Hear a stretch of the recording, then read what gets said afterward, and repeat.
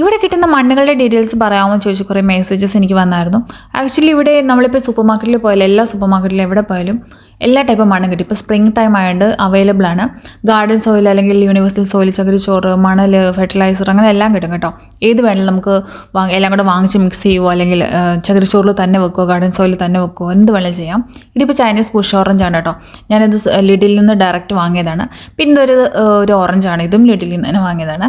അതിലെല്ലാം ഓറഞ്ച് ഉണ്ടായിരുന്നു. ഞാനിപ്പോൾ ആ ഓറഞ്ച് പറിച്ച് കഴിച്ചായിരുന്നു. പക്ഷെ നല്ല പുളിപ്പുണ്ട്, ചെറുതിന് പുളിപ്പുണ്ട്, വലുത് വലിയ കുഴപ്പമില്ല. ഇത് കമേലിയ എന്ന് പറഞ്ഞൊരു പൂവാണ് കേട്ടോ. നല്ല വെയിലത്ത് വെക്കുന്ന ടൈപ്പാണ്. ഇതെല്ലാം ഞാൻ ആദ്യം കുറച്ച് ദിവസം വീടിനകത്താണ് വെച്ചത്. പക്ഷേ അങ്ങോട്ട് ഗ്രോത്ത് ഉണ്ടെന്നാലും നമ്മളിതൊക്കെ വെളിയിൽ വെക്കണമല്ലോ, എങ്കിലല്ലേ ബീസൊക്കെ വരത്തുള്ളൂ. അതുകൊണ്ട് ഞാൻ എല്ലാം എടുത്ത് പുറത്ത് വെച്ചു പിന്നീട്.